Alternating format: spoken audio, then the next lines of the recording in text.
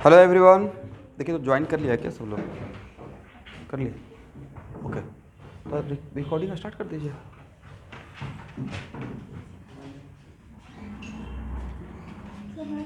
कम कम कम।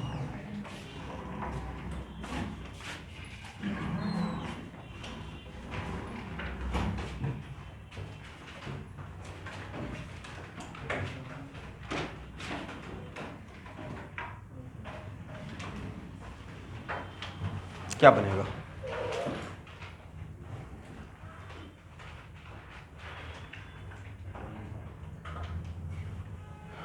कल का क्लास में तो पढ़ाए हैं। क्या बनेगा?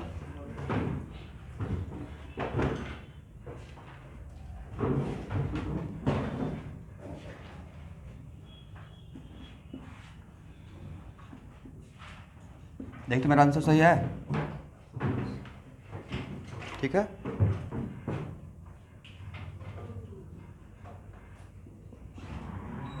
कम कम।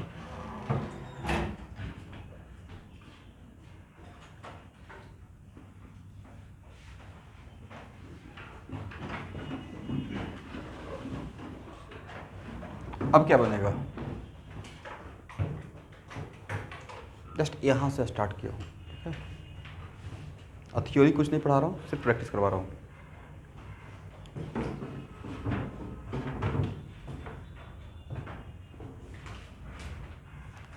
और कल के क्लास में क्या बोले थे?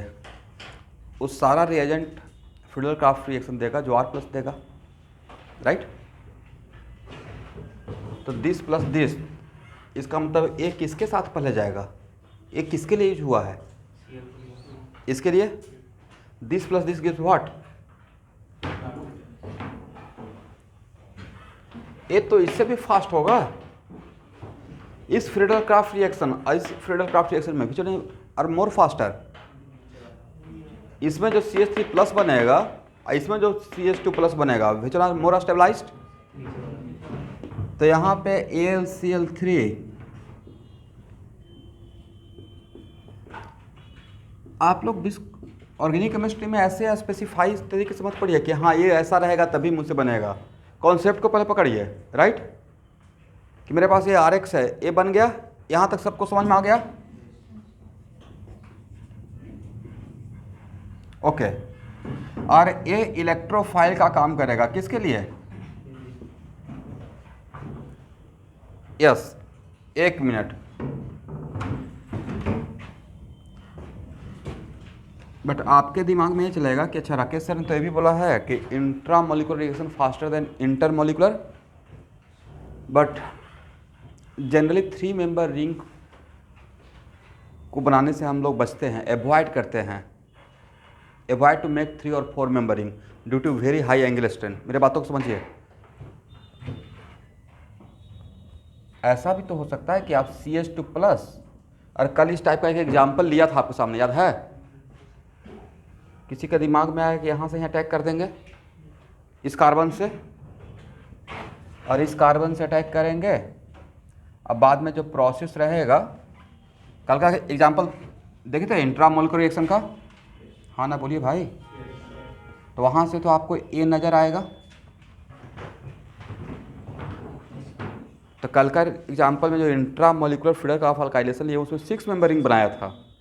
3 मेंबर रिंग बनेगा, और नहीं 3 मेंबर रिंग, और इंट्रा मॉलिकुलर रिएक्शन से 3 मेंबर, और इंटर मॉलिकुलर रिएक्शन तब उस टाइम पे किसके साथ जाएंगे?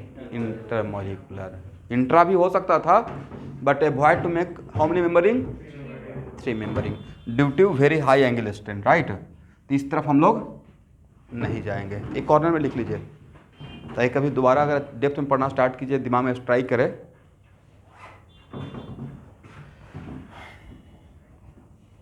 अब यहाँ देखिए, ये जस्ट क्या बिहेव करेगा एवरीवन?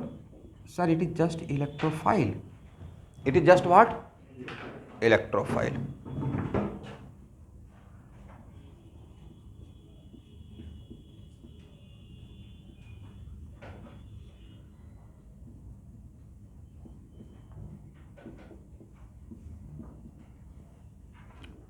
और यहाँ के बाद कौन आएगा? Cl minus sir Cl minus कौन देगा? AlCl4 माइनस, ये तो कैटलिस्ट है AlCl3। ये क्या करेगा सर? ये डिप्रोटोनेशन में काम में आ जाएगा।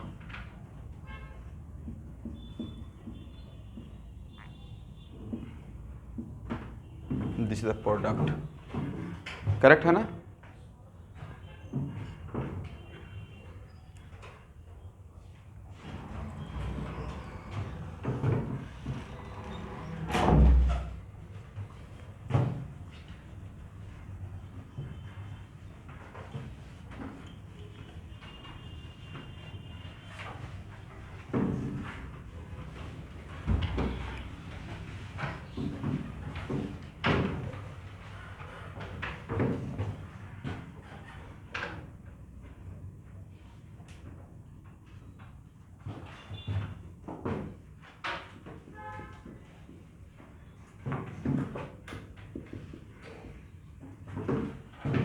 क्या बनेगा?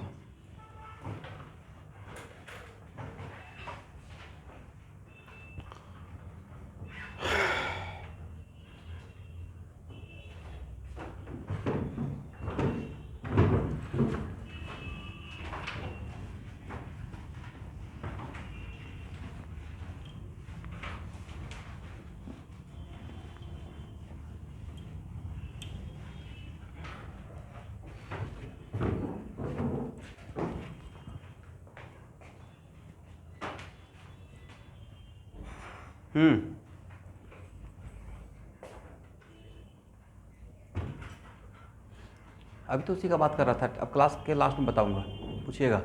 और इसका बताइए तो क्या बनेगा?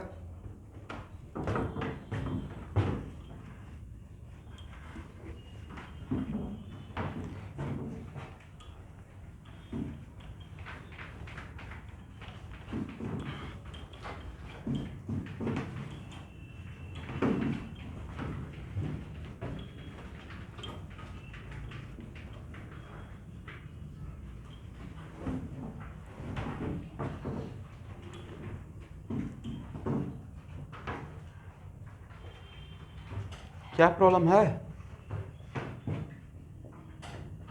जहाँ पे डाउट रहेगा वहाँ पे पूछना है भाई, बिल्कुल कॉपी नहीं करना है। अब इतना सिखाने के बाद क्या कंफ्यूजन हो रहा था? इसका मतलब कम से कम इतना तक तो आ सकते हैं, हाँ या ना? अरे आपका क्या बन गया? इलेक्ट्रोफाइल। डायरेक्ट प्रोडक्ट लिख दे, समझ में आ जाएगा? करेक्ट है ना? इसका मतलब ये हुआ कि अगर कुछ मेंशन नहीं किया रहेगा तो 1:1 करके छोड़ देना है। कितना इस टू कितना? 1:1, राइट। अब इसी क्वेश्चन में ऐसे अगर मेंशन कर देंगे,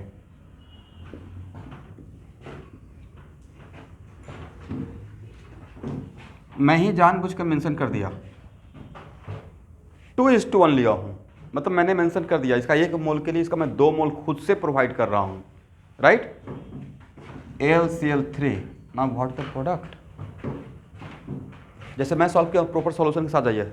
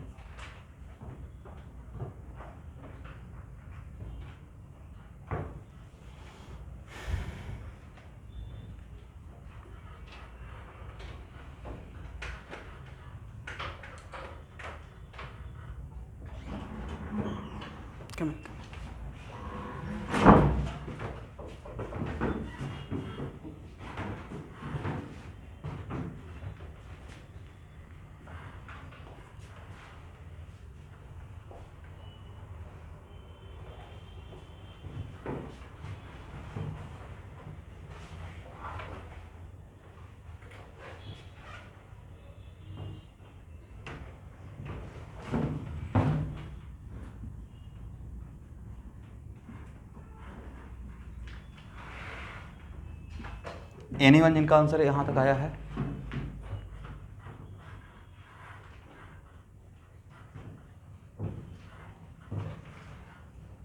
दिस इज द आंसर। देखिए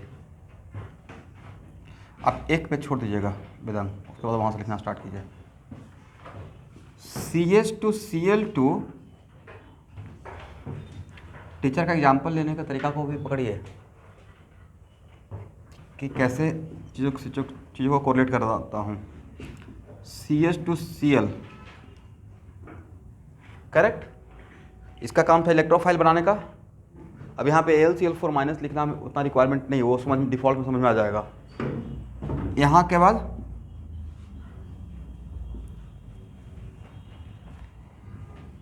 इस पे किसका अटैक हो जाएगा? अब यहाँ पे 2 एरो नहीं लूँगा, डायरेक्ट मैं इसका प्रोडक्ट बनाऊँगा, राइट? वो समझ में आ जाएगा आप? ओके, यहाँ तक तो पहुँच गए, और इसी का रिएक्शन तो भी जस्ट लिया था। तो यहाँ तक आते हो क्या खत्म हो गया? खत्म, 1:1 चल हो गया, बट बचा हुआ क्या है? बेंजीन। और क्या अभी एक एग्जाम्पल नहीं लिया था, this compound plus benzene in presence of AlCl3, लिया था ना? तो मेरे दिमाग में एक प्रॉब्लम था, ये दिमाग में चल रहा था, तो मैंने तोड़कर पहले ही समझा दिया। इसका मतलब ये रहेगा, और अगर बेंजीन बचा हुआ है तो फिर से एक बार फ्रीडल-क्राफ्ट रिएक्शन हो जाएगा। और सबसे इंटरेस्टिंग है कि जो पहला फ्रीडल-क्राफ्ट हुआ उसके रेस्पेक्ट में सेकेंड फ्रीडल-क्राफ्ट ज़्यादा फास्ट रहेगा। रीजन बोलिए। पहला फ्रीडल-क्राफ्ट में आपको क्या बन रहा है? CH2Cl, ये है इंटरमीडिएट, राइट? सेकेंड में ये जो इलेक्ट्रोफाइल बनेगा वो रहेगा CH2 plus, this CH2 plus stabilize by plus of benzene, but when halogen compare with other for reactivity purpose, तो यहाँ पे CH2 प्लस के लिए -I देखेंगे, इसका +M देखेंगे। दिस इज, अगर सेकेंड वाला रिएक्शन पहले वाला से ज़्यादा फास्ट है तो रुकेगा या आगे बढ़ जाएगा? आगे बढ़ जाएगा। अरे वेरी फ्रैंकली यह टफ था, बहुत लॉजिकल था, आसान क्वेश्चन था, राइट? तो क्या यहाँ पे मैं सॉल्व करूँ या डायरेक्ट ऐसे लिख दूँ?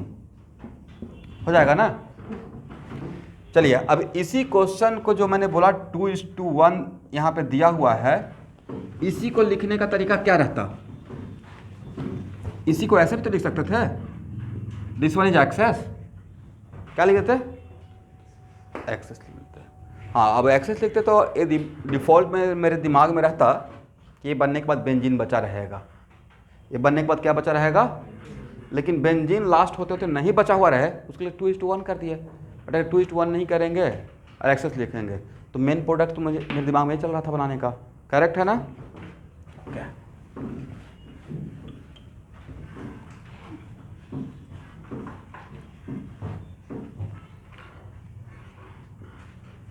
क्लोरोफॉर्म का formula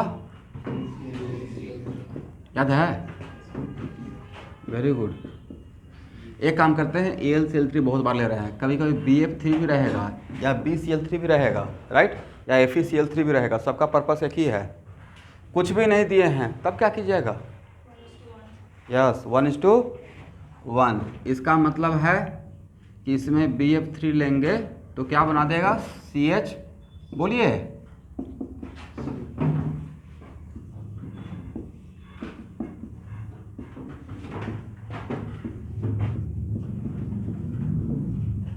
this is the product, सही है ना? ओके, इसको हटाएं।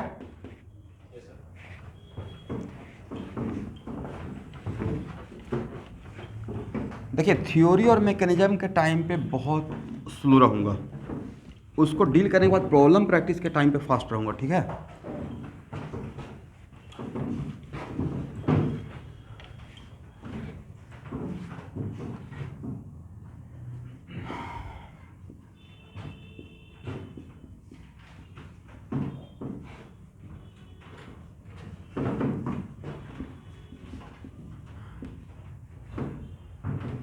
क्या बनेगा?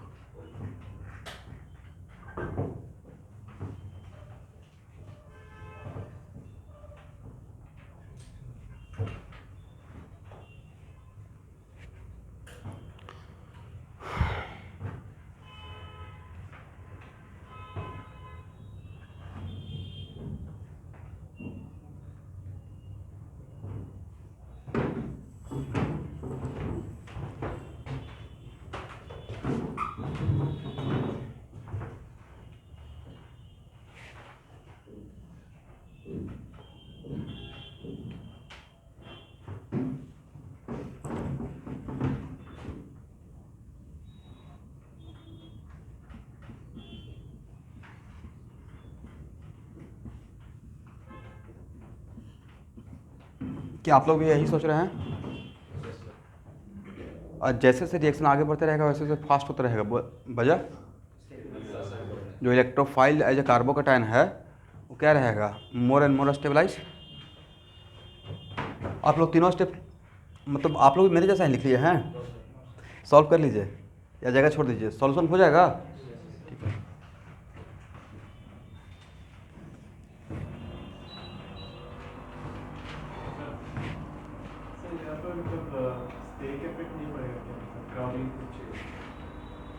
हाँ पड़ेगा, लेकिन ये बनता है कैसे, ऑब्वियसली होगा, बट एक कार्बन पे 3 फिनाइल ग्रुप हो सकता है।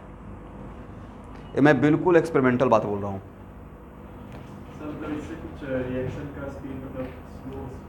हाँ आगे चल कर थोड़ा सा सेकेंड स्टेप के बाद थर्ड स्टेप पे थोड़ा स्लो हो सकता है ड्यू टू स्टेरिक फैक्टर।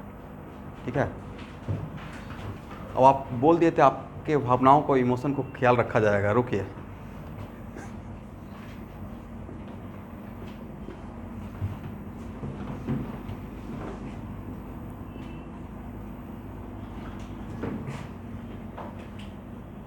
बोले क्या बनेगा? सबसे पहले तो जो फील होता है वो लिखिए।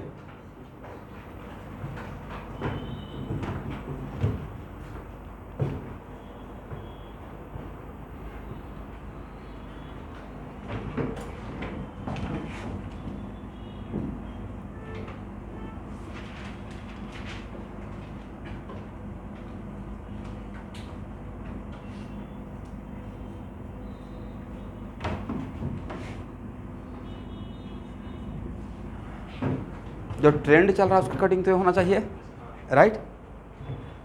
चलिए क्या नाम है, जिज्ञास, ये नहीं बनेगा तो नीचे नोट करके क्या लिख लेंगे, आज के बाद सेम कार्बन पे 4 फिनाइल ग्रुप नहीं सर्वाइव करता due to very high angle strain, नहीं स्टेरिक रिपल्सन। ठीक है, तो मैक्सिमम कितना आ सकता है, 3। अब बताइए प्रोडक्ट क्या होगा, AlCl3। अब क्या होगा, यस, मैंने ये नहीं बोला कि रिएक्शन नहीं होगा, रिएक्शन होगा, बट कितना स्टेप तक जाएगा, 3 स्टेप तक जाकर रुक जाएगा। ठीक है, अब देखिए मोस्टली कहीं बुक्स में पूरा डायग्राम ना बना के यहाँ पे पीएच लिखा रहेगा, तो आप लोग समझ जाइएगा ना कि क्या मतलब है।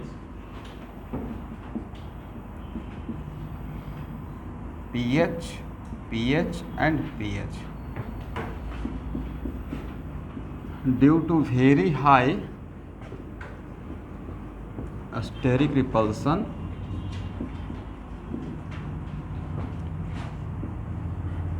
for phenyl group is not possible on the same carbon।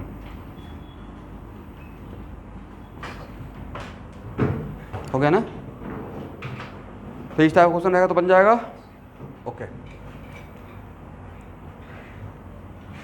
इसको हटाएं।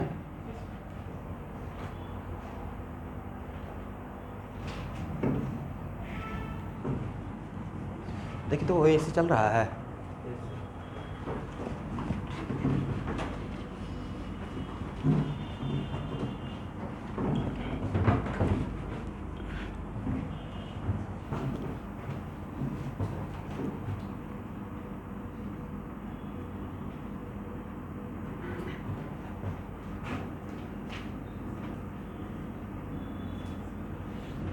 इसको फ्रीडल क्राफ्ट रिएक्शन जब पूरा कवर ख़त्म करूँगा तो उस वहाँ पे लास्ट क्लास में इसको डील करूँगा, तो अभी चलेगा एक आध क्लास।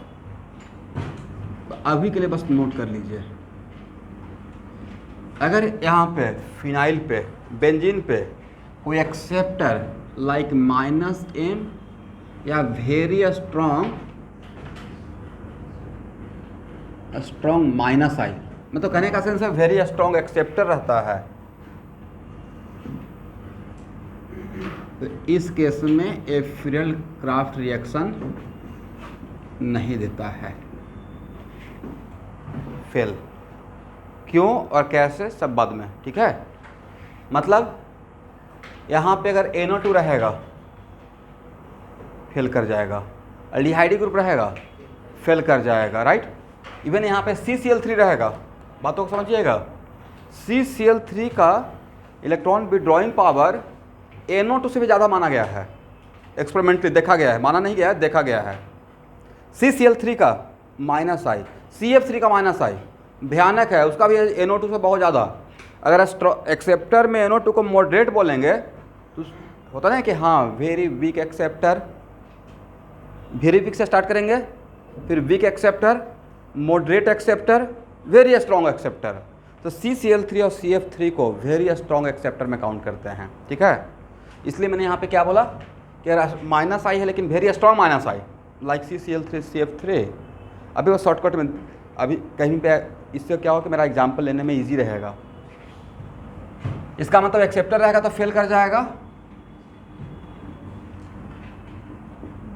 इस ग्रुप का नाम क्या,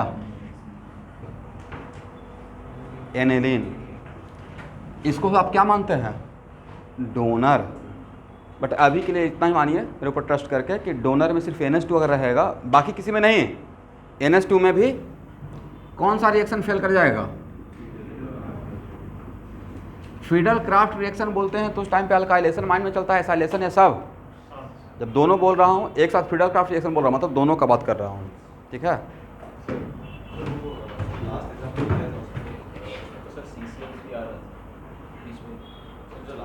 एक्सेप्शन नहीं है, इसको मैं डिस्क्राइब करूँगा।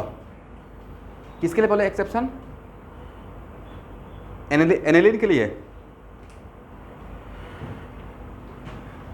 नहीं। यहाँ पे बेंजीन पे एक्सेप्टर रहेगा या बेंजीन पे NH2, मतलब एनिलीन। एक्सेप्टर में जो भी -M और वेरी स्ट्रॉन्ग -I शो करेगा, मतलब वेरी स्ट्रॉन्ग एक्सेप्टर में फिडल क्राफ्ट रिएक्शन फेल करता है, उसका प्रॉपर लॉजिक है, रीजन है। डोनर में तो बहुत सारा हो सकता है, NH2 भी तो डोनर है, बट एनिलीन में भी फिडल क्राफ्ट रिएक्शन नहीं होता है। अभी के बस मेरे ऊपर ट्रस्ट करके लिखिए, बाद में डिस्क्राइब करूँगा। बोलिए तो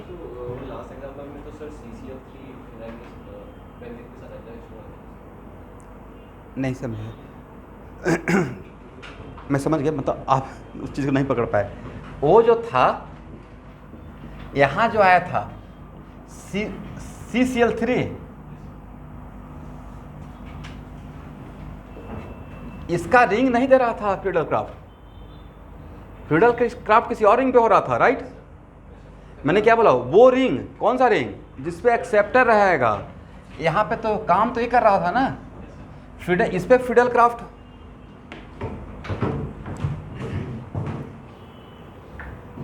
इनका क्वेश्चन समझे, बड़ा वाजिब। देखिए एंगल ऑफ क्या था, यहाँ सच में स्लाइड कर जाता है, क्या रहा होगा एंगल,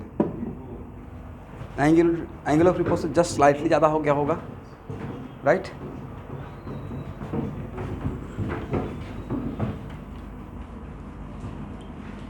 ये बहुत पार्टिकुलर इंक्लाइनेशन है, ये मार्कर भी स्लाइड कर जाता है, देखिए ना।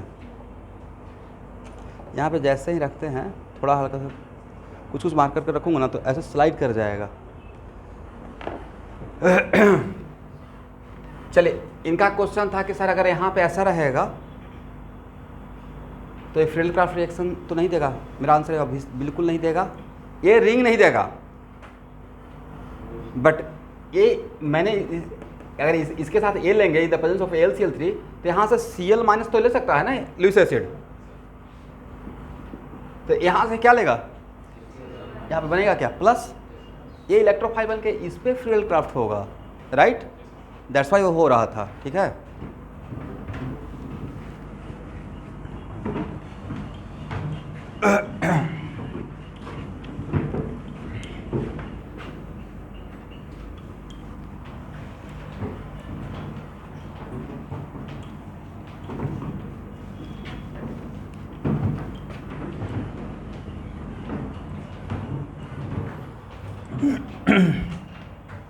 फर्स्ट टर्म का जितना भी सिलेबस है सबके लिए मैं टेस्ट पेपर तैयार कर लिया हूँ, chapter wise, subject wise, chapter wise नहीं, सब्जेक्ट वाइज। मैं चाहता हूँ कि आपके एग्ज़ाम में बैठने से पहले जैसे मान लो 4 दिन का गैप है, 4 दिन के बाद क्या है, केमिस्ट्री। सिलेबस तो मुझे पता ही है फर्स्ट टर्म का, तो एकदम बिल्कुल छोटा छोटा क्वेश्चन का पेपर। यहाँ पे आने का भी रिक्वायरमेंट नहीं, घर पे तो मॉक टेस्ट दे सकते हैं, सेंटर पे आ जाएगा तो बहुत अच्छा, वो तो बेस्ट है। क्या पेरेंट को थोड़ा रिक्वेस्ट कीजिए कि चलिए मुझे ड्रॉप करके कैटलिस्ट में आ जाइए, राइट। और कितना क्वेश्चन आएगा, 35 ना,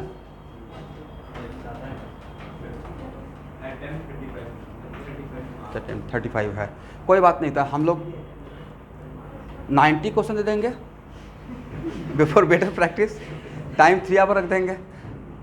और छोटा छोटा क्वेश्चन नीट लेवल का क्वेश्चन है, तब तो इंजीनियरिंग वाले बच्चे और इन्जॉय करेंगे। देना है अगर अच्छा मार्क्स लाना है तो।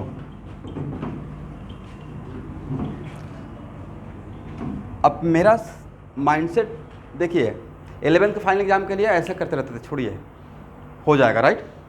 बोर्ड के लिए आपसे ज़्यादा मैं सीरियस हूँ, लग रहा है कि मुझे ही बोर्ड में बैठना है, क्योंकि बोर्ड का मार्क्स थोड़ा भी इधर उधर होगा तो बाकी सारा एग्ज़ाम में इंटरेस्ट नहीं रहेगा, राइट।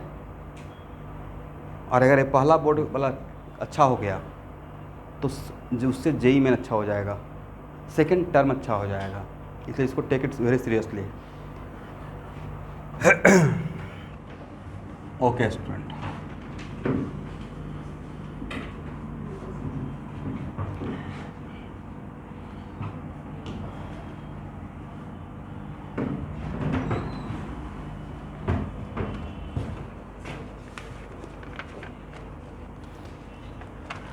चलिए अब लिखिए। तो अल्काइलेटिंग एजेंट कौन कौन सा था, उसका तो काम कर लिए, AlCl3 का, राइट। अब लिखते हैं, हम लोग फ्रीडल का अल्काइलेशन में ही हैं।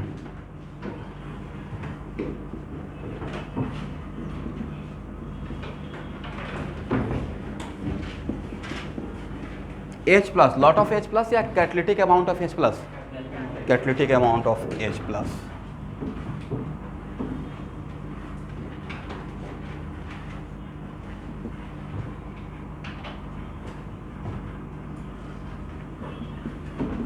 अब आप लोग रिएक्शन बहुत एंजॉय कीजिएगा, सारा रिएक्शन आसान दिखेगा आपको, क्योंकि मेन थीम, मेन प्रोग्रामिंग आप पहले ही जान चुके हैं। मतलब जिसने सही से क्लास कर लिया है उनको पता है सब कुछ। इसका मैकेनिज्म देखते हैं, ध्यान से सुनिएगा। H+ पहले कहाँ जाएगा, वेरी गुड, मतलब ये कॉन्सेप्ट पता है।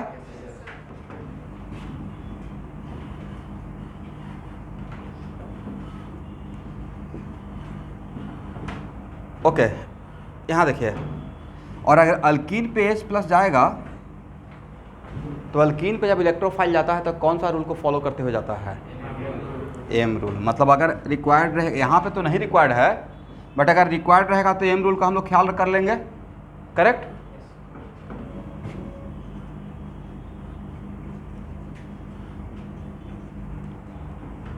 अब ये यहाँ पे क्या बन गया, और आपको कल के क्लास में बताए थे ना कि वैसा सारा फ्रीडल क्राफ्ट अल्काइलेशन के लिए रिस्पॉन्सिबल रहेगा जो R+ देगा। क्या देगा, R+। मुझे तो इंटरेस्ट R+ से था। अब इसके बाद का स्टोरी समझाना पड़ेगा या हो जाएगा,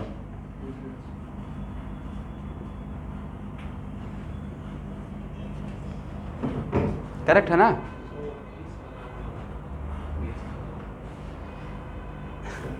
देखिए H+ तो सिर्फ H+ नहीं लिए होंगे आप, कहीं भी मार्केट से सिर्फ H+ खरीद के लाइएगा, एसिड लाएंगे, राइट। H+ नहीं मिलता है भाई प्योर। मतलब यहाँ पे क्या डाले होंगे, लेकिन फिर भी लिख देते हैं, यहाँ पे डाले होंगे few drop of acetic acid, right, जो catalytic amount of H+ apply करते हैं। इसका जो कंजुगेट बेस रहा होगा वही यहाँ पे कंजुगेट बेस रहेगा। ये मेरा भी कंफ्यूजन रहता था, कंजुगेट बेस कहाँ, फिर दिमाग में आया ओके H+ तो लिखने के लिए लिखा जाता है, बट सच में सिर्फ H+ डालते हैं क्या। मान लेते हैं इसमें HF डाल देंगे, HF को भी catalytic amount of H+ use करते हैं। किसको, एडिकेशन का प्रॉब्लम है, HF, या मोस्टली किसका लेते हैं, acetic acid, pure acetic acid, right, क्योंकि इसका भी 100% डिसोसिएशन होता है या पार्शियल होता है, पार्शियल होता है। मतलब यहाँ से इस स्टेप को थोड़ा दिखाते नहीं तो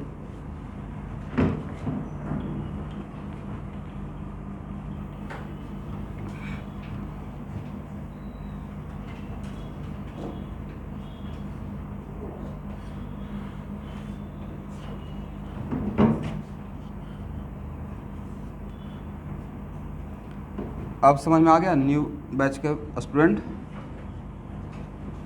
ऑर्गेनिक केमिस्ट्री में क्यों वहाँ से चलना ज़रूरी था जहाँ से हम लोग स्टार्ट किया सफ़र, इसलिए क्योंकि मुझे इस तरीके से चीज़ों को पढ़ाना था। ठीक है,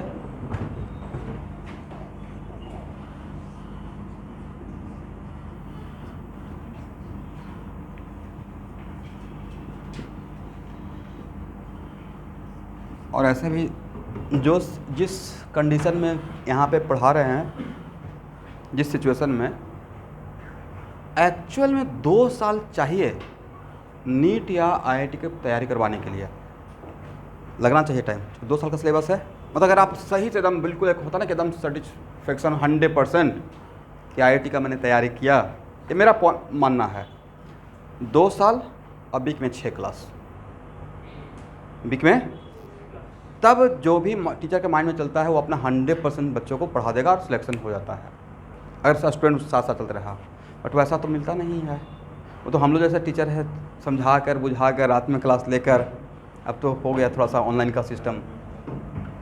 चलिए, यहाँ तक समझ में आ गया। अब यहाँ तक अगर समझ में आ गया है तो this Friedel craft reaction is the example of, ये फ्रीडल क्राफ्ट रिएक्शन कौन सा रिएक्शन का एग्जाम्पल है? बोलिए रुद्रांग, ऐसा कुछ कल बोले थे। बेंजीन प्लस आरएक्स कल क्लास नहीं किए थे क्या? कल का क्लास किए थे ऑर्गेनिक का? हाँ, ओ तब तो मैं क्या बोल रहा हूँ गायब रहेगा। जो भी कल क्लास किए थे तो मैं बेंजीन प्लस आरएक्स करिएगा भाई, बड़ा खुद से डिसीजन ले लेते हैं करना है या नहीं करना है। क्यों ऐसा करते हैं? 8 बजे तो घर पे ही होंगे। देन मतलब एक होता है चलते फिरते, नहीं चलो आज मन नहीं कर रहा है। आप घर से आज इतना देर मतलब आए फिजिकली ऑफलाइन क्लास करने के लिए, घर से तो और भी आराम है ना। ऐसा मत कीजिए। अगर अच्छे स्टूडेंट हैं तो फर्स्ट टाइम में चाहते हैं तो क्लास कीजिए। हाँ, कभी कभी दूसरा क्लास रहेगा उस टाइम पे तो वहाँ भी क्लास कीजिए, तो उस टाइम पे वीडियो फॉलो कर लीजिए। ओके, तो मैं बेंजीन प्लस आरएक्स के लिए बोला था, बेंजीन प्लस आरएक्स के लिए वो था कि example of electrophilic substitution and nucleophilic substitution. But यहाँ पे इसके रेस्पेक्ट में इलेक्ट्रोफिलिक सब्स्टिट्यूशन, बातों को समझिए, और इसके रेस्पेक्ट में इलेक्ट्रोफिलिक एडिशन। भाई दोनों के लिए इलेक्ट्रोफिलिक ही रहेगा।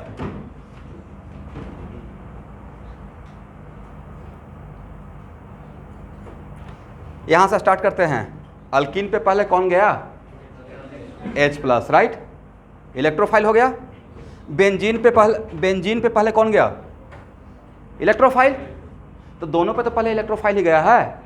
That's why both are the example of what? एक है इलेक्ट्रोफिलिक सब्स्टिट्यूशन और एक है इलेक्ट्रोफिलिक एडिशन। ये ऑब्जेक्टिव तो हो जाएगा जेई मेन लेवल का। देखिए, इन दिस एग्जाम्पल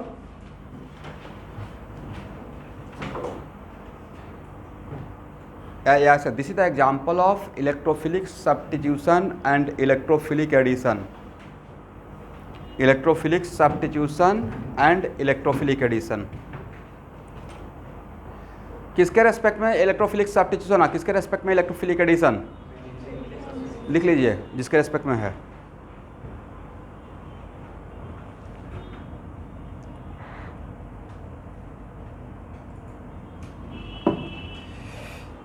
बेंजीन के रेस्पेक्ट में इलेक्ट्रोफिलिक सब्स्टिट्यूशन, जिसका नाम क्या रहेगा शॉर्टकट में? SEAR। ओशो 1 था ना, नहीं 2 था। RDS में मॉलिक्यूलरिटी 2 था। RDS में का मॉलिक्यूलरिटी क्या था? हाँ, टू लिखते नहीं है, बट अगर ऑर्डर ऑफ रिएक्शन पूछा जाएगा तो टू अमोल्टिव भी पूछा जाएगा तो, लेकिन जनरली लिखा नहीं रहता है, सिर्फ लिखा रहता है ACAR।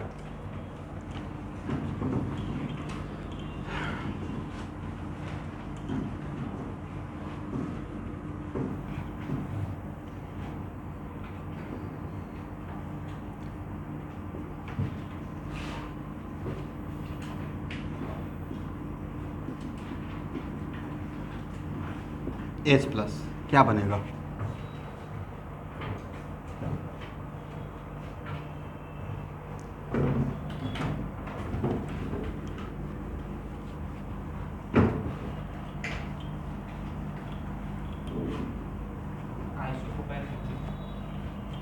Very good. इसका स्पेशल नाम बताइए। Very good, cumene. देखिए तो सही है। सबसे पहले H+ यहाँ जाएगा, H+ जाएगा तो M रूल, और M रूल के अकॉर्डिंग H यहाँ जाएगा तो कार्बोकेटाइन यहाँ बनेगा। करेक्ट है ना? चलिए,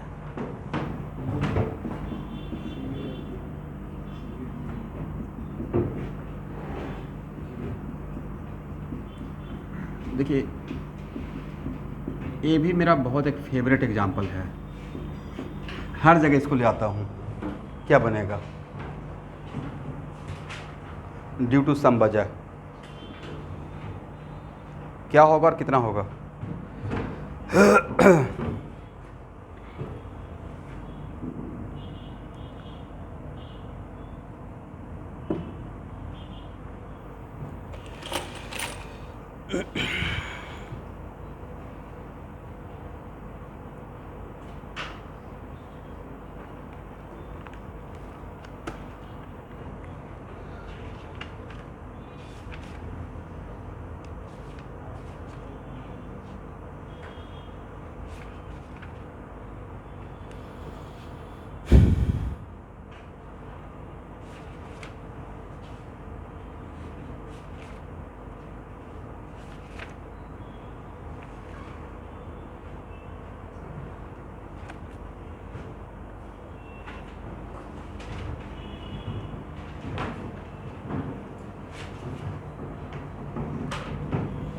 तो बहुत आसान है।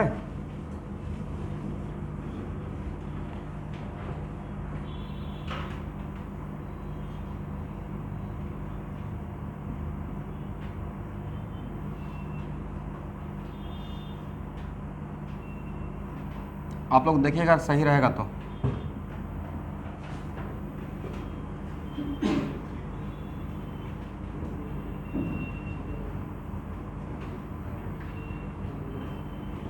क्या सही है? ये क्या रहेगा? मेजर ना, और ये क्या रहेगा? माइनर। तो नंबर प्रोडक्ट कितना हो जाएगा? 3 हो जाएगा।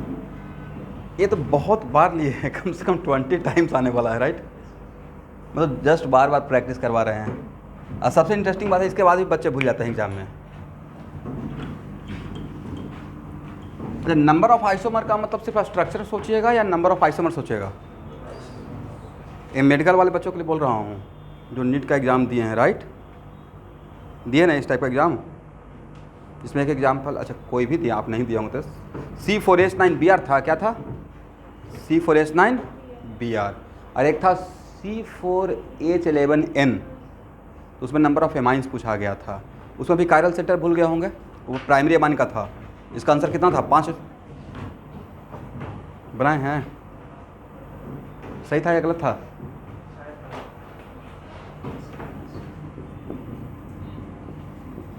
इसको डील कर लेते हैं।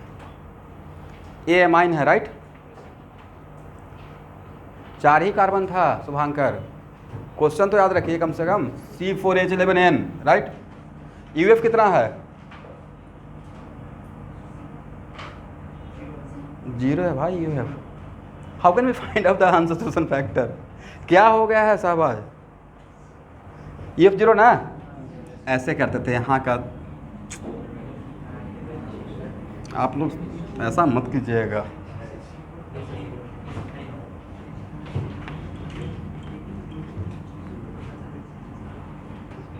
करेक्ट। याद आ गया कैसे यूएफ निकालते थे? एक एक स्टेप याद रखना है। तो सबसे इंटरेस्टिंग था कि क्वेश्चन आसान था, सिर्फ एमाइन बोला जाता था, क्वेश्चन और टफ हो जाता। सिर्फ क्या बोला गया था? Primary amine. जेई मेन वाले बच्चे नीट का भी पेपर का दे सकते हैं, सिर्फ फिजिक्स केमिस्ट्री आके दे दीजिएगा, और बायो का थोड़ा बहुत आता है तो तुक्का लगा लीजिएगा, ये भी काम कर सकते हैं।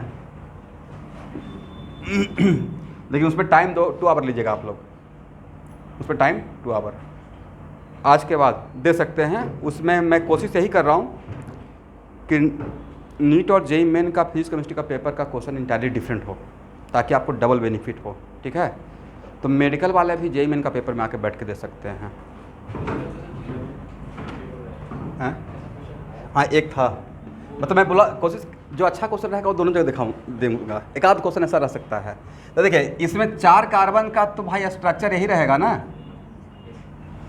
याद से नहीं दे रहा हूँ। ये अगर पिछले 7 ईयर्स से मैं एक क्वेश्चन रिपीट करता हूँ हर साल, अपने जूनियर को बोलिएगा नहीं। और मेरे हाथ में है क्या? NH2 यहाँ भी बैठा सकते हैं, यहाँ भी बैठा सकते हैं, यहाँ भी बैठा सकते हैं, यहाँ भी। तो स्ट्रक्चर भाई तो 4 होना चाहिए था, बट जब यहाँ पे बैठाइएगा, जैसे ही यहाँ पे बैठाइएगा, बाकी का पे नहीं आपको कार्बन मिलेगा, बट यहाँ पे बैठाइएगा तो दिस कार्बन बिकम्स व्हाट, तो इसमें 2 आपको नजर आएगा। तो टोटल आंसर कितना होना चाहिए? 5। अब पूछा गया था number of primary amines, not a structure wise, total number of primary amines. अब यहाँ पे 99% बच्चे अगर नीट में के एग्जाम में आ जाए गलत करके आएंगे। हाँ 1% एकदम बिल्कुल सही से तैयारी करते रहे हैं उनका सही रहेगा। तो सेम क्वेश्चन तो C4H9Br के लिए था, यही कॉन्सेप्ट था, बट उसमें था total number of optically active. उसमें क्या था? Total number of optically active. हाँ आप इसमें 4 दिए थे ना, तो इसमें 99% बच्चे 4 ही आंसर देंगे। ओके कोई बात नहीं है।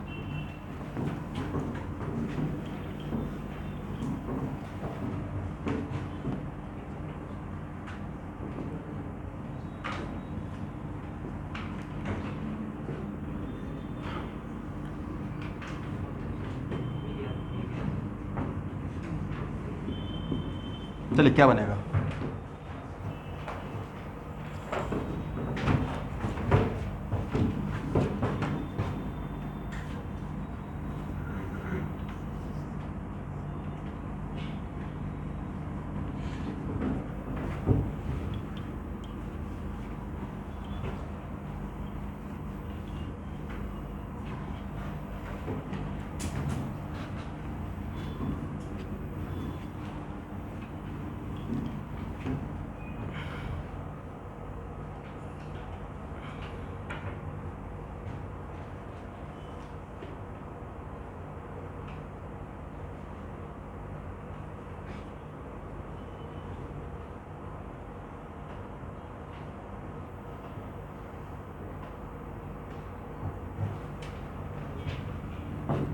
जब भी रिंग बनाना हो तो मेरा बात समझिए, नंबरिंग कर दीजिएगा। जब भी रिंग लग रहा हो कि साइक्लाइजेशन होने वाला हो, H+ तो यहाँ जाएगा अल्कीन पे, यहाँ जाएगा तो यहाँ पे क्या बनेगा, और यहाँ पे जो कार्बोकटायन बनेगा that carbocation stabilize by 5 hyper conjugal, that carbocation stabilize by, तो फर्दर उसका रीअरेंजमेंट नहीं होगा, करेक्ट, क्योंकि इस तरफ आएगा तो 4 हो जाएगा।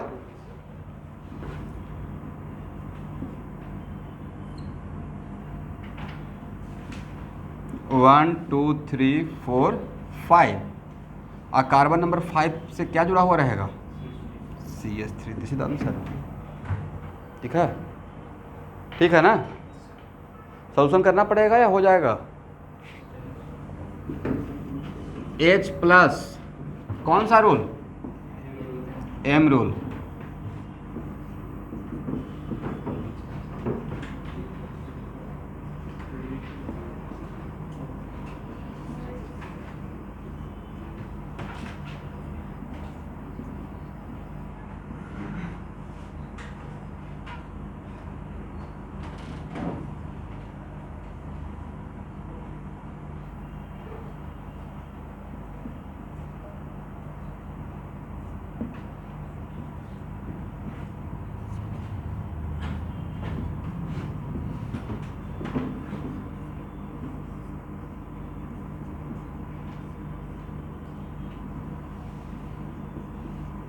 देखिए तो सही है, करेक्ट है भाई। इसके रिस्पेक्ट में ऑर्थो पोजीशन पे लेके गए हैं, घबराने की बात नहीं है। ऑर्थो क्या ऐसे रहेगा तभी नजर आएगा। इसके रेस्पेक्ट में कौन सा पोजीशन, और ये CS2 है, डोनर है, तो इसके रेस्पेक्ट में ऑर्थो एंड पैरा पे होना चाहिए था, बट पैरा पे जाकर इंट्रा होगा। जब इंट्रा होना रहेगा और रिंग बनना रहेगा तो कहाँ पे, जिसके रेस्पेक्ट आप सोच रहे हैं उसको ऑर्थो पोजीशन पे रखेंगे, राइट। चलिए, तो this is also the example of what, intramolecular Friedel-Crafts alkylation. Intramolecular Friedel-Crafts alkylation, एक ही मॉलिक्यूल में बेंजीन भी है, एक ही मॉलिक्यूल में अल्कीन भी है। H+ पहले कहाँ पे लेके गए, क्यों, क्योंकि उसका रिएक्टिविटी ज़्यादा है।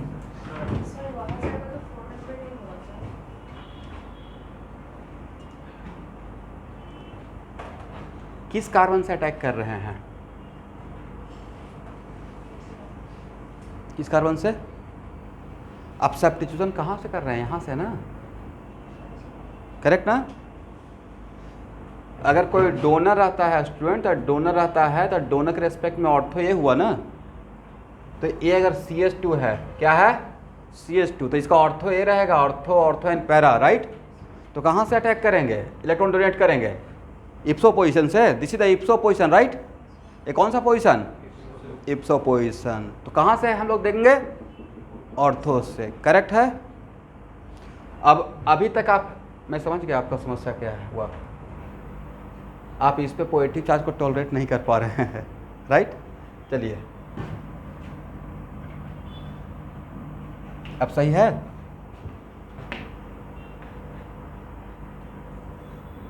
करेक्ट। यहाँ से देंगे तो मेटा पे पोएटिक चार्ज आएगा, हाँ या ना बोलिए। मेटा पे पोएटिक चार्ज या यहाँ पे पोएटिक चार्ज, अलग बात। यहाँ पे अगर पोएटिक चार्ज डेवलप भी हो गया तो poetic charge single bond double bond, single bond double bond, यहाँ पे पोएटिक चार्ज आएगा या नहीं आएगा, यहाँ भी तो आएगा। यहाँ पे पोएटिक चार्ज का मतलब पोएटिक चार्ज यहाँ भी है और यहाँ भी है, राइट। तो अगर डायरेक्टली मैं पोएटिक चार्ज यहाँ पे ही डेवलप कर दिया तो कोई फ़र्क होगा, नहीं होगा। रिंग में ये तो एक हैबिट बन गया है मेरा कि मैं ऐसे दिखाते रहता हूँ, लिखते लिखते न्यूटन फर्स्ट लॉ, बट ऐसे लिखते रहते तो यहाँ से अगर डोनेट करते तो यहाँ पे आता पॉजिटिव, बट आंसर पे कोई फ़र्क पड़ेगा, नहीं पड़ेगा। यहाँ से अगर ऐसा स्ट्रक्चर आता तो यहाँ से डोनेट करते तो पॉजिटिव यहाँ आता, ऐसा स्ट्रक्चर आता यहाँ से डोनेट करते तो पॉजिटिव यहाँ आता। ये पॉजिटिव है, फिर अलग पॉजिटिव है, सेम पॉजिटिव, ये रिजोनेंस करके ये बन जाएगा, ये भी ये रिजोनेंस करके ये बन जाएगा, करेक्ट है ना। नहीं बोलिए, देखिए 5 मेंबर में वहाँ पे बोला था, 5 मेंबर और 6 मेंबर में 1 डिग्री का भी डिफरेंस नहीं है, ओनली 44 मिनट का है। तो जब यहाँ पे प्लस ये जो है वो है वेलेंट इंटरमीडिएट, क्या है, इसके बाद एक ही काम इसका होना है, एरोमेटाइजेशन, दैट्स वाई। और 5 मेंबर रिंग रिलैक्स रहता है, उसमें बहुत ज़्यादा angular strain. This is the reason की सो मेनी टाइम आप देखिएगा 6 मेंबर 5 मेंबर में भी जाता है, किसी किसी रिएक्शन में 6 मेंबर 5 मेंबर में भी जा सकता है, ठीक है। इसको हटाएं,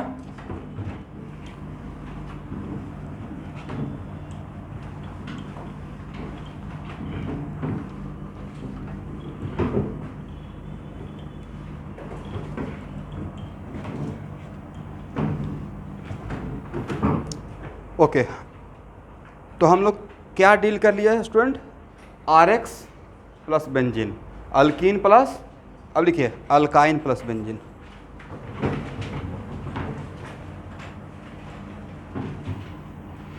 और ये सारा रिएक्शन किसके अंदर चल रहा है, heading Friedel-Crafts alkylation, right.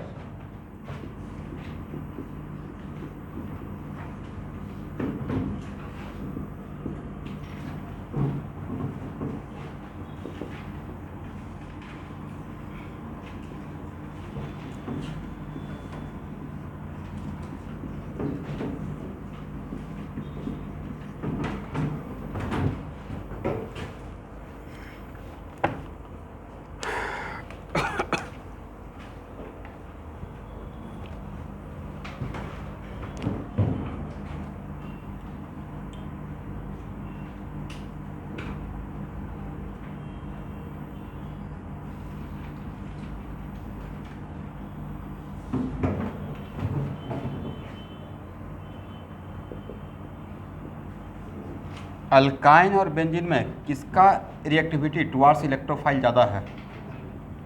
Alkyne का ज़्यादा रहेगा, ठीक है। और इसके बाद जो बना है इसका नाम क्या है?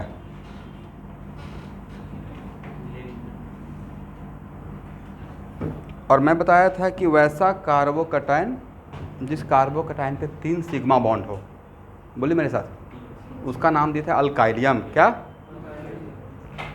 और रीअरेंजमेंट ऑफ कार्बोकटायन सिर्फ किस में होता है? Alkylium, not in alkynylium, not in acylium.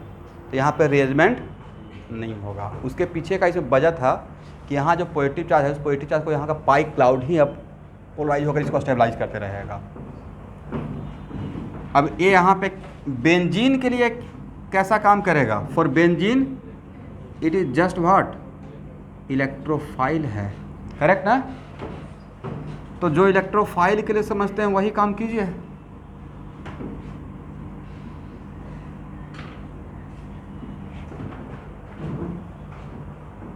यहाँ के बाद आप लोग को समझ में आ जाएगा। बाकी तो बेंजीन पे इलेक्ट्रोफाइल जाएगा तो सारे इलेक्ट्रोफाइल को तो सेम मैकेनिज्म, राइट? हेडिंग ही दिए थे, general mechanism of benzene to for electrophile, right? तो it is just E plus, it is just E plus, correct?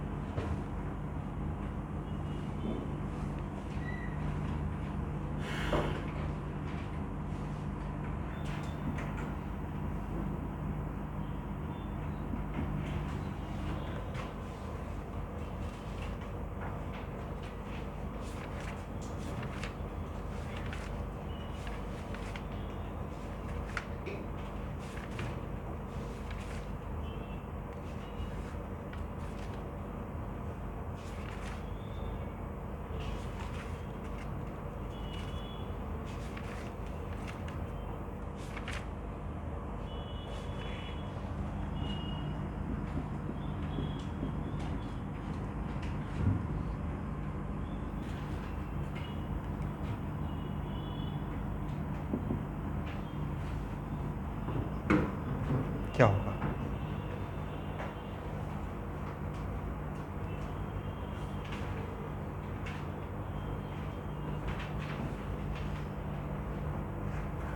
इसका आप लोग सॉल्व कीजिए एक एक स्टेप लिखते हुए।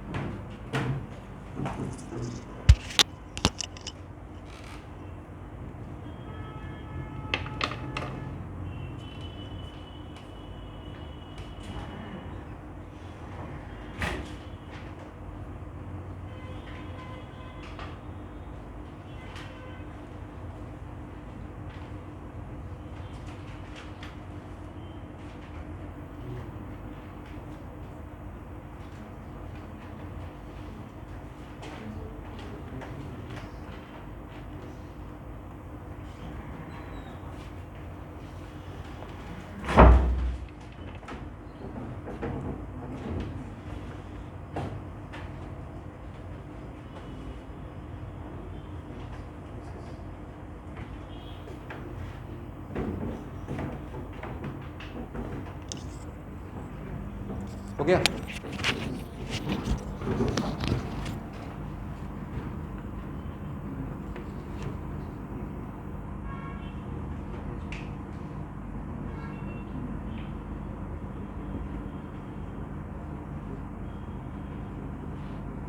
ये आंसर यही होगा क्या? समझ में आ गया है? ओके।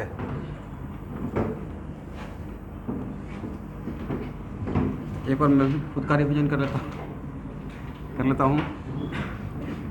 यहाँ से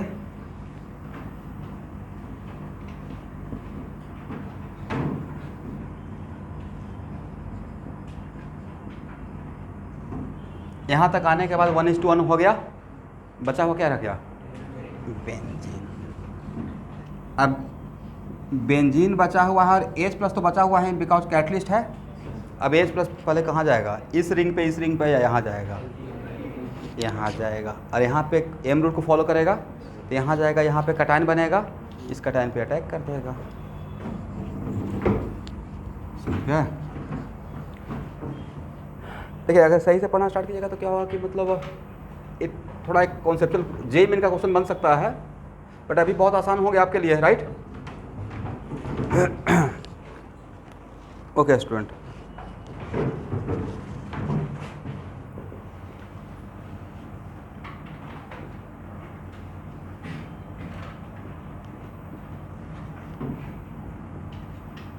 जस्ट ऐसे ही मुझे याद आ गया,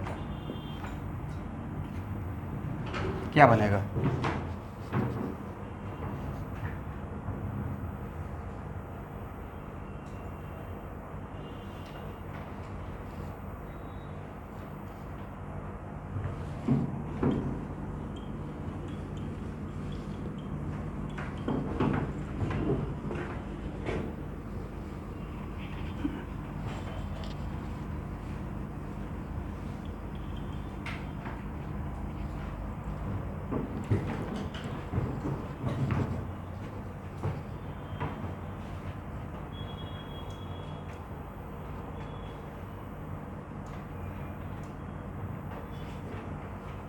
यहाँ देखिए, दोनों रिंग पे तो रिएक्शन होगा नहीं,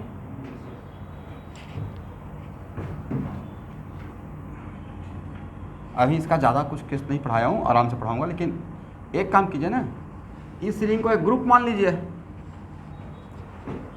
इस रिंग के लिए this ring just behave like a group. और कैसा ग्रुप? +M, -M और -I के जैसा। लेकिन अगर इसमें यहाँ पे कार्बोकटायन बनता है, अगर इसमें कार्बोकटायन बनेगा तो अपना कौन सा M दिखाएगा? +M। तो इट इज जस्ट डोनर। तो कहाँ पे भेजेगा? ऑर्थो एंड पैरा पे। इतना आसान था, right? This one just behave like a group.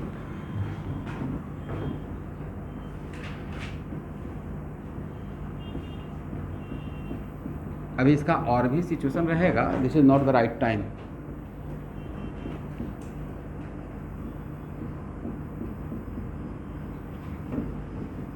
But obviously this one should be the major, right? और दिस वन स्टेरिक रिपल्सन रहेगा, ठीक है? इसलिए एक क्या रहेगा? मेजर, और एक क्या रहेगा? माइनर। तो अल्काइन वाला केस तो हो गया। हम लोग क्या क्या कवर कर लिए? देखिए, जो मोस्ट कॉमन रहेगा उसमें बहुत सारे एग्जांपल लेता हूँ, बट बाकी जो है ठीक है, उसका एग्जांपल ले रहे हैं, मतलब एक रफ आइडिया मिल गया। क्योंकि अल्कीन में अल्कीन बहुत डेप्थ में पढ़े, और अल्कीन का इलेक्ट्रोफिलिक एडिशन तो बहुत ज़्यादा एग्जांपल लिए हैं उसका प्रॉपर्टी में, तो वो तो मुझे पता है ही, राइट?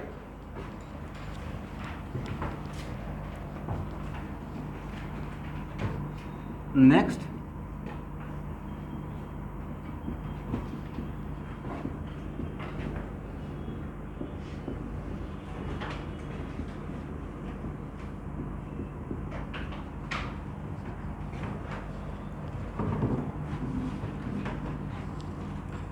यहाँ देखिए, बेंजीन है और अल्कोहल है, ध्यान सुनिएगा। बेंजीन एंड अल्कोहल, H+ कहाँ जाएगा? और पूरे ऑर्गेनिक केमिस्ट्री में OH और NH2 को वेरी स्ट्रॉन्ग डोनर बोलते हैं, राइट? इसका मतलब है कि OH का इलेक्ट्रॉन डोनेटिंग पावर इस H से ज़्यादा रहेगा। ये अपना इलेक्ट्रॉन डोनेट करेगा at the cost of loss of what? तो अगर दोनों में अगर भेजना हो तो कहाँ भेजेंगे? OH में भेजेंगे। क्या बन गया? OH2+। यहाँ से क्या रिलीज होगा? वाटर। मुझे मतलब किसे था? R+। और अगर ये अल्काइलियम है, अब एक ही बात बार बार नहीं बोलूँगा, अगर ये अल्काइलियम है, R+ है, और अगर यहाँ पे रीअरेंजमेंट का चांस है, then first of all do the rearrangement, right? And after getting most stable carbocation we get major product.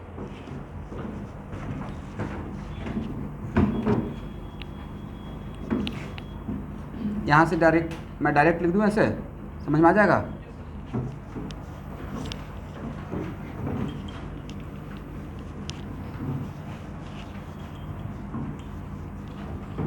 क्या आप अल्कोहल का रिएक्शन पढ़ लिए हैं? ये बेंजीन का भी है और अल्कोहल का भी है।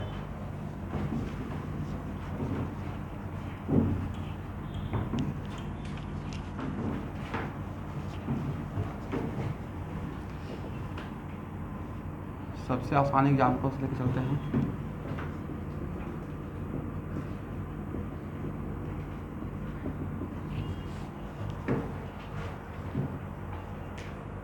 क्या होगा?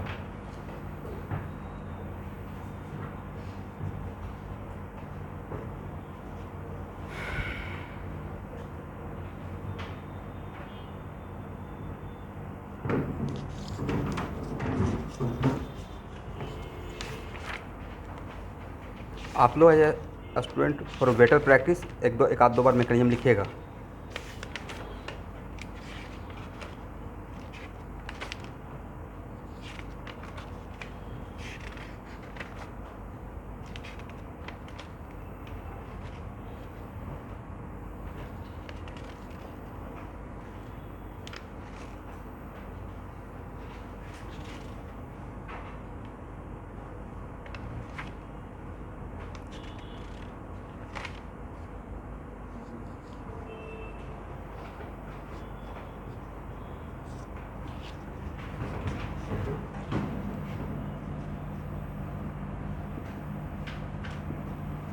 क्या सही है?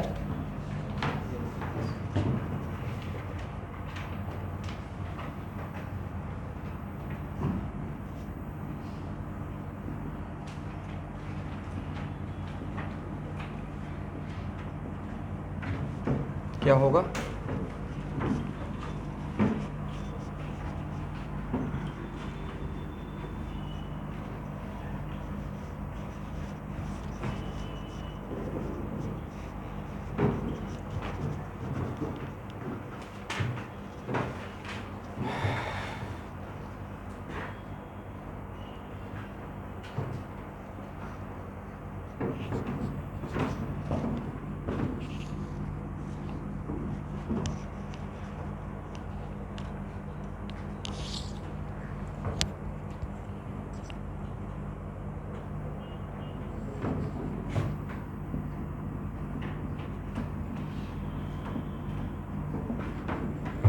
आप लोग सिर्फ एक बार बोल दीजिए मैंने क्या किया।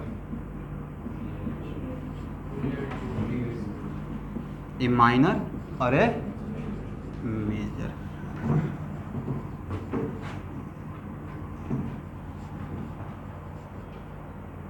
तो यहाँ पे तो आप लोग देख लेंगे ना कैसे होगा। ओके।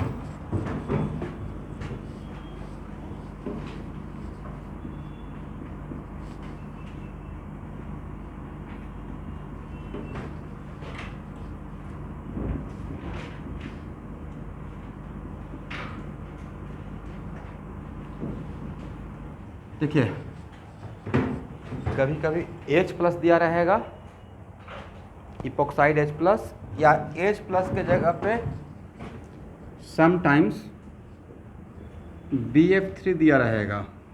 तो H+ लेना और BF3 लेना अलग बात है, सेम बात। Catalytic amount of acid BF3 भी क्या है? Lewis acid, right.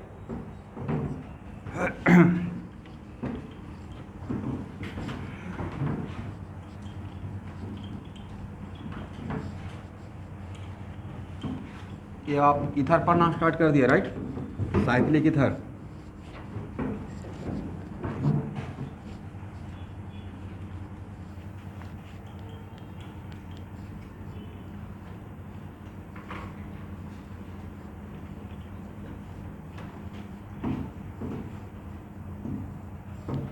Haber process of ammonia में एज ए कैटलिस्ट क्या यूज़ करते हैं?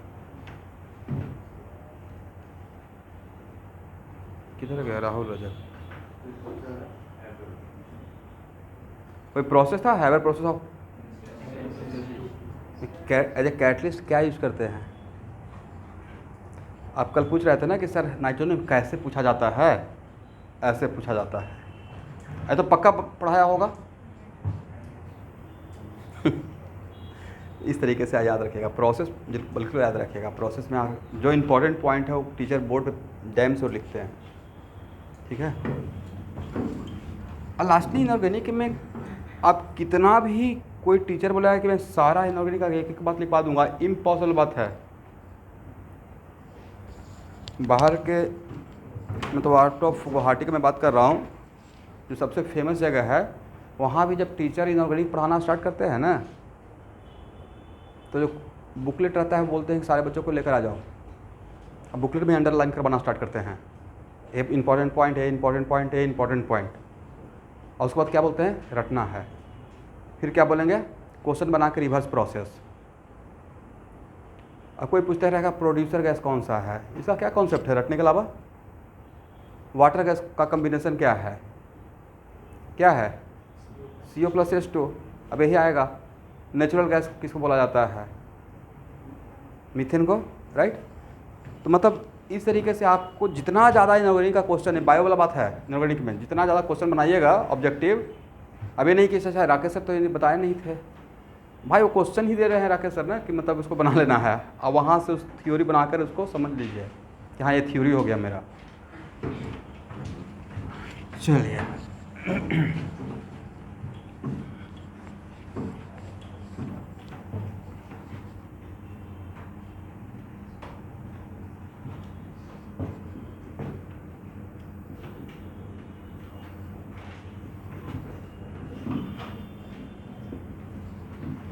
मैकेनिज्म। सबसे पहले बताइए H+ कहाँ जाना चाहिए? ऑक्सीजन पे, राइट।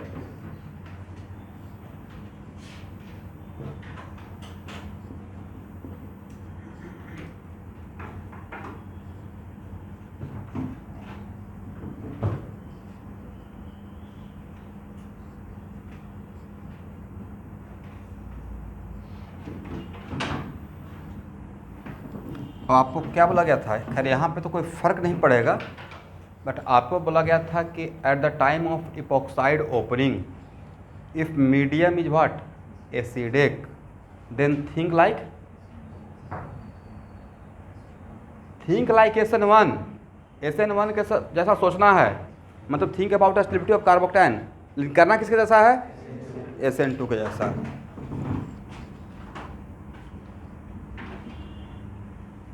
बट यहाँ पे इसका कोई मतलब है? Both carbon are same type, right.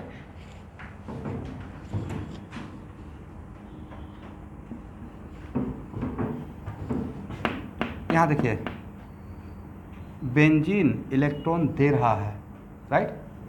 तो ये क्या है, इलेक्ट्रॉन ले रहा है, तो बेंजीन के लिए क्या हो गया, इलेक्ट्रोफाइल हो गया, करेक्ट।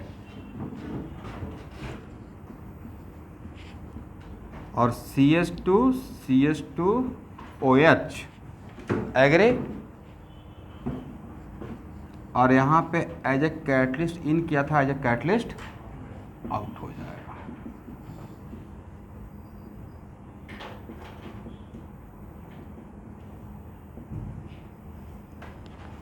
अब क्वेश्चन में जब तक आपको आगे के लिए कुछ फोर्स नहीं किया जाता है तो यहाँ पे आके रुक जाना है, ठीक है।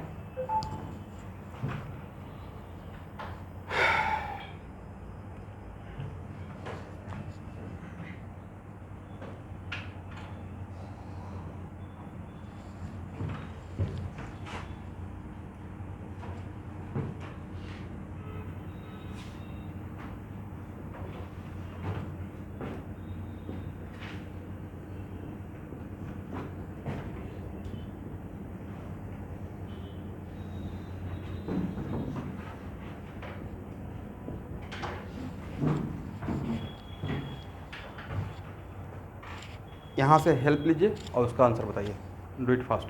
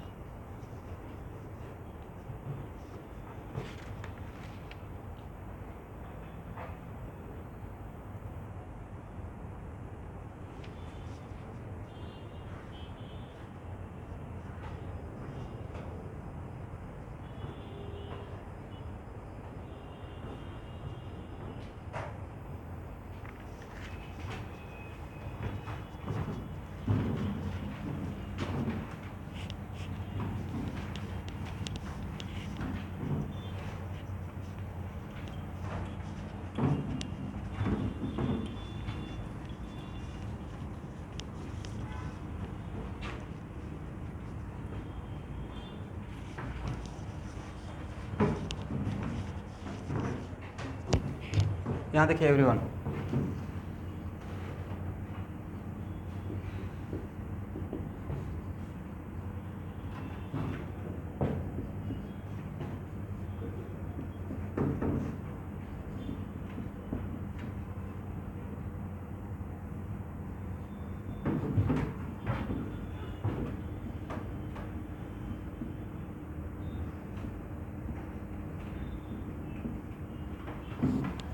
ठीक है, यहाँ तक तो समझ में आ गया है। मीडियम क्या है?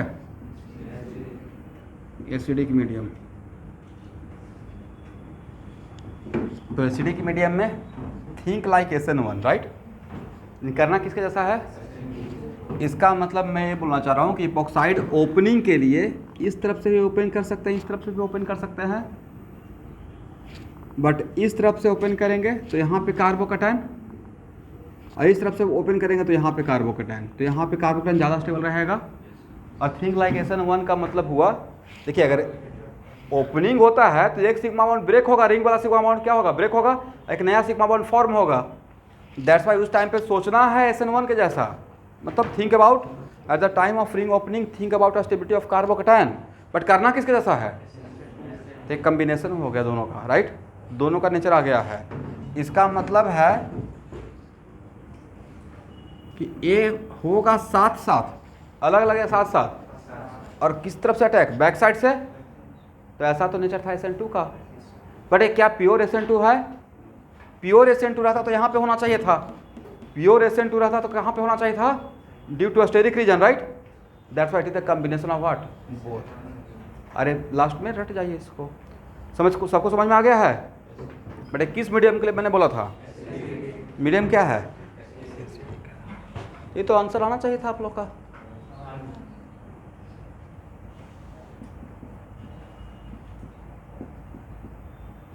ये तो बहुत टफ क्वेश्चन नहीं था। इसका मतलब अल्काइलेटिंग एजेंट और भी हो सकता है, बट मोस्टली ये था। सबसे फेमस क्या था जिसके लिए फेमस है? RX, right. उसका रिएक्टिविटी भी देख लिए हैं। उसके बाद क्या लिए थे? अल्कीन। उसके बाद क्या लिए? उसके बाद क्या लिए? अल्कोहल। उसके बाद क्या लिए? इपॉक्साइड। अब लिखिए स्टूडेंट्स, फ्रीडल क्राफ्ट एसाइलेशन।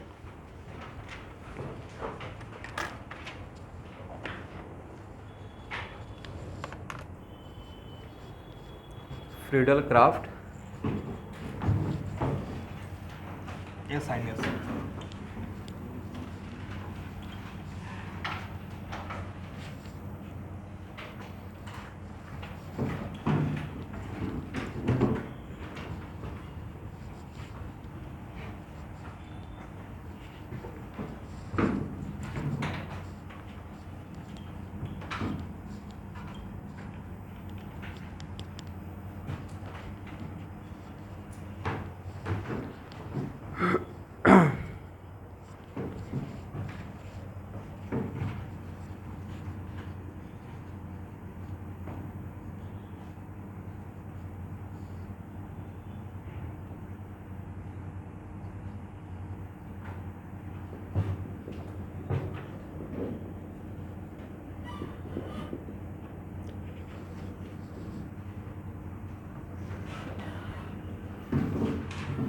यहाँ देखिए,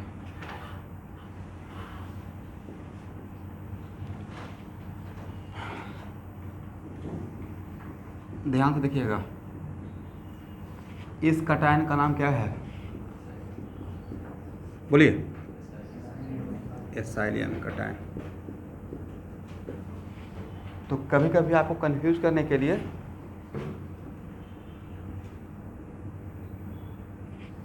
रेजोनेंस होगा या नहीं होगा?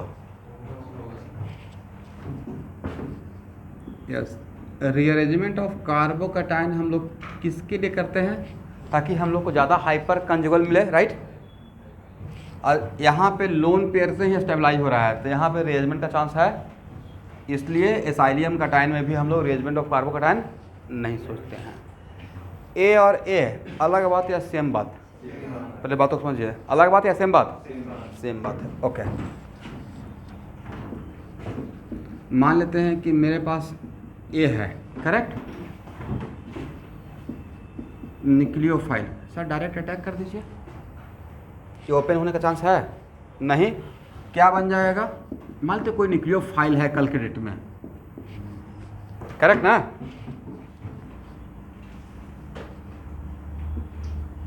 लेकिन सर अगर ए रहेगा तो क्या साइलियम का टाइम तो ए आर एस फर्स्ट है, आर ए बहुत जगह आएगा आए क्लास में, ठीक है। ए आर एस फर्स्ट है और ए आर एस सेकेंड है। आर एस सेकेंड में अगर न्यूक्लियोफाइल लेकर जाएंगे देन इस पे अटैक कर नहीं सकते हैं। कहीं पे ऑक्सीजन को 4 बॉन्ड बनाए हुए देखे हैं, नहीं देखे हैं। देन भाई ऑक्सीजन पे पॉजिटिव कैरेक्टर आ गया, इसका इस पाई बॉन्ड का ओपनिंग टुवार्ड्स ऑक्सीजन ट्रेमेंडस अमाउंट से बढ़ा हुआ है, तो यहाँ पे अगर पॉजिटिव कैरेक्टर चार्ज है भी तो इसके पास एक लोन पे भी ऑलरेडी इसका ऑक्टेट फुलफिल है, राइट। तो क्या ऑक्सीजन में एक्सपेंशन ऑफ ऑक्टेट पॉसिबल है, नहीं है। तो अगर ऐसा सिचुएशन रहेगा फिर भी तो आप यहाँ पे ही अटैक कीजिएगा, प्रोडक्ट पे कोई फर्क नहीं पड़ेगा। सबको समझ में आया है, ये बहुत जगह आएगा, मतलब यहाँ पे पहले इसको समझ लीजिए। ऐसा नहीं कि ए आ गया तो घबरा गए, ए आ गया तो घबरा गए, दोनों में से कोई भी लेंगे। अगर न्यूक्लियोफाइल लेके जाते हैं, डिफरेंट प्रोडक्ट या सेम प्रोडक्ट, सेम प्रोडक्ट, और दोनों में डिफरेंट जगह पे अटैक कर रहा है न्यूक्लियोफाइल या उसी कार्बन पे, सेम कार्बन पे। एक छोटा छोटा सा ट्रिक है, ठीक है।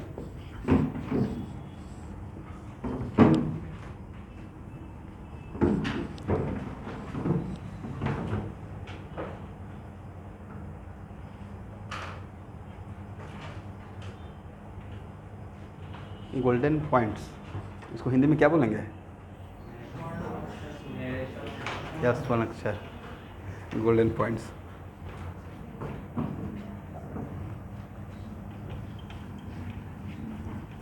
व्हाट अबाउट इंग्लिश का तैयारी चल रहा है, गोइंग ऑन। इंग्लिश हो जाएगा ना, कॉन्वेंट के बच्चों को तो ऐसे भी इंग्लिश अच्छा रहता है, लेकिन ग्रामर थोड़ा देखिएगा। और व्हाट अबाउट कंप्यूटर, ये ग्रामर है ही नहीं, लिटरेचर है।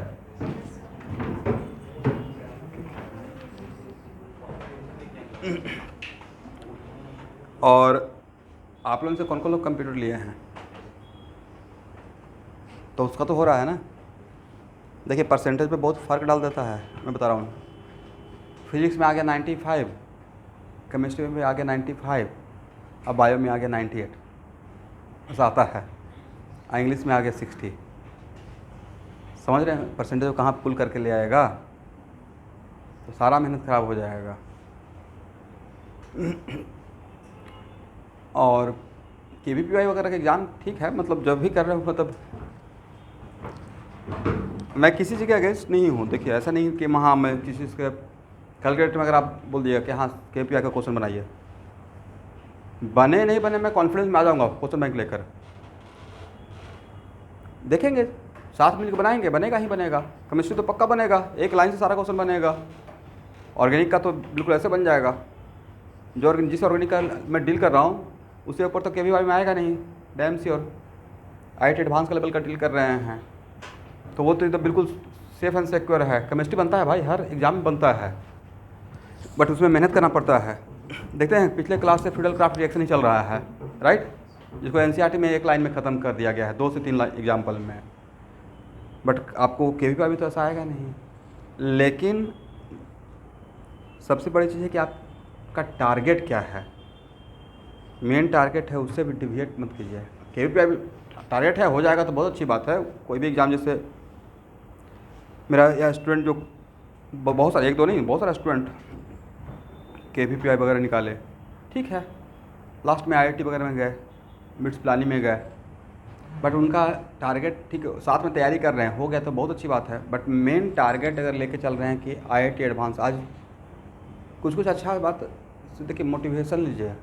एक स्टूडेंट का होता ना, कभी कभी मैं भी कहीं से देखते रहता हूँ, यूट्यूब खोला कुछ मिल गया मोटिवेशन, और वो कोई नया बात कोई नहीं बताते रहता है।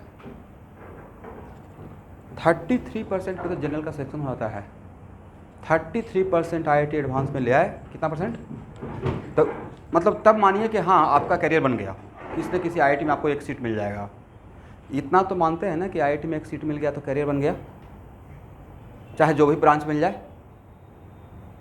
भाई वहाँ पे सिविल वाला बच्चा भी कंप्यूटर साइंस का जॉब लेके जाता है सॉफ्टवेयर कंपनी में, ऐसा नहीं है। बायोटेक्नोलॉजी वाले 50, जिसका ब्रांच बायोटेक्नोलॉजी होता है, एक ब्रांच है पता है कि नहीं, biotechnology, biology plus technology, right.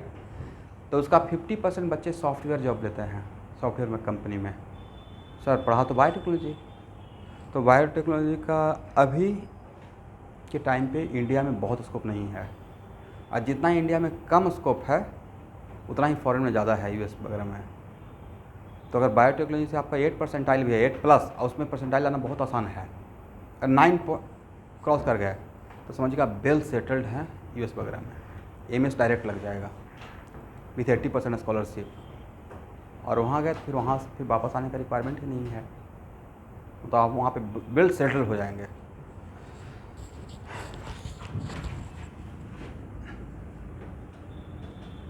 मेरे फेसबुक में होंगे, यस,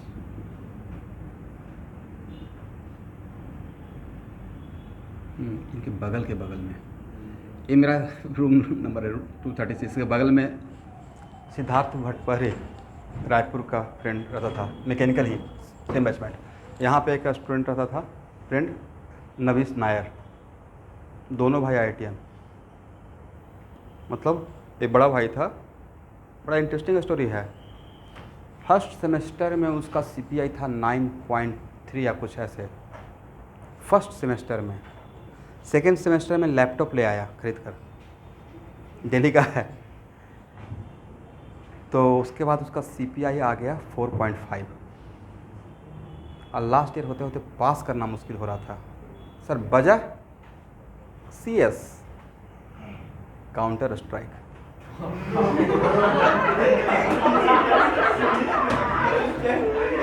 मतलब वो काउंटर स्ट्राइक का मैच होता है ना, मतलब कोई इवेंट में गुवाहाटी में जैसे कोई इवेंट हो रहा है, कल्चरल इवेंट, तो उसका CS का भी मैच रहता है।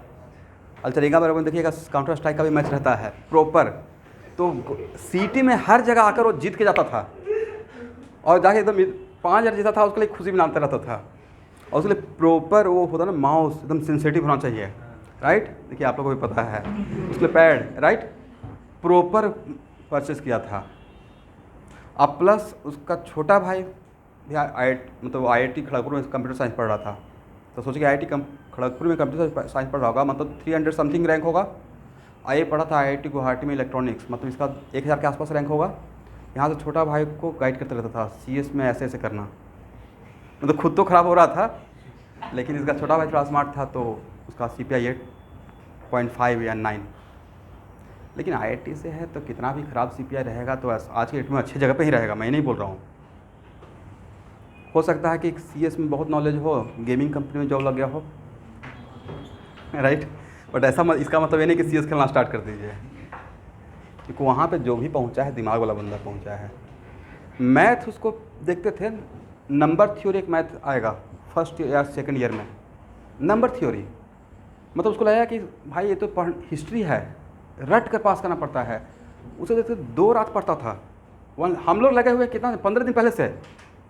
मेरा भी थोड़ा एग्जाम फोबिया रहता था, क्योंकि पास करना है ना, पास तो करना पड़ेगा वहाँ, नहीं तो फिर वहाँ से NFT मिल जाएगा, नॉट फिट फॉर टेक्निकल। तो उसको देखते थे कि ऐसे बैठे रहता था, ऐसे नाखून चबाते रहता था, और उससे हम लिखता तो कुछ है नहीं, 2 रात। और भाई 9 पॉइंट उसमें A+ लेकर आता था वो। इसका मतलब दिमाग से इतना फास्ट था, तेज़ था, जिसके लिए हम लोग 15 दिन घिस रहे हैं। जो अच्छा है उसको तारीफ़ करना पड़ेगा। और देख रहे हैं कि बिल्कुल तो दोनों भाई IIT कर गया, लेकिन बाद में थोड़ा सा हो रहा। तो यहाँ पे जो एक सीनियर हम लोग रहते थे, जस्ट इमीडिएट सीनियर बायोटेक्नोलॉजी का, मैं तो IIT में जाकर, उनका नाम दिमाग में नहीं आ रहा, IIT में जाके उतना शांत और सीधा है, मतलब हम कभी कभी लगता था कि ये तो बिल्कुल परम पूज्य परमात्मा ही हैं। इतना सीधा इंसान, मतलब आज तक मैंने नहीं देखा कि हाँ IIT में जाकर थोड़ा बच्चा ऐसे बिगड़ जाता है। सीधा सा साधा बच्चा भी बिगड़ जाता है, थोड़ा स्मार्ट बन जाता है, बिगड़ता क्या है, थोड़ा सा 4 साल एंजॉय करता है लाइफ का। बट वहाँ जाकर आज के डेट में कहाँ से कहाँ पहुँचे हुए हैं, वेल सेटल्ड। फेसबुक में देखता हूँ तो 9.5 या 10 पॉइंटर लाए बायोटेक्नोलॉजी में, यूएस में पीएचडी लगा, बहुत अच्छे टॉप वर्ल्ड का टॉप 3 या 4 यूनिवर्सिटी कह सकते हैं, और वहाँ पे देखिए आज वेल सेटल्ड हैं। आईआईटी गुवाहाटी का ही बात कर रहा हूँ। इसलिए भाई आईआईटी में कोई भी एक सीट लेकर पहुँचिए। और सबसे इंटरेस्टिंग एक और बात बता रहा हूँ, information due to lack of information. किसी का आर्किटेक्चर में इंटरेस्ट है? पूरा नॉर्थ ईस्ट में ना बस 12 बच्चा आईआईटी एडवांस में आर्किटेक्चर में एग्ज़ाम देने गया था, बैठ जाइएगा सिलेक्शन हो जाएगा।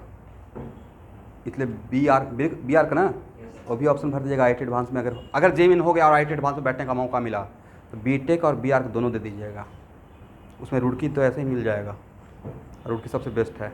अगर आर्किटेक्चर में और आईआईटी से 5 साल का आर्किटेक्चर का कोर्स कीजिएगा मतलब आपका करियर, जो भी बड़ा बड़ा बिल्डर है मोस्टली आर्किटेक्चर रहता है, राइट। खराब एक कम मत समझिए, समझते हैं कितना बड़ा प्रोजेक्ट हो रहा है।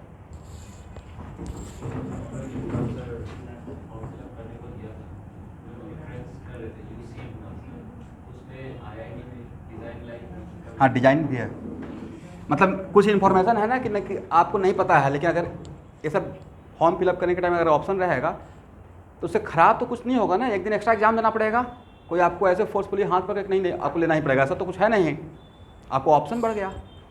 वैसे ही जेईई में भी बीआर का रहता है, एनआईटी में भी आर्किटेक्चर है, तो उसका भी ऑप्शन भर दीजिएगा।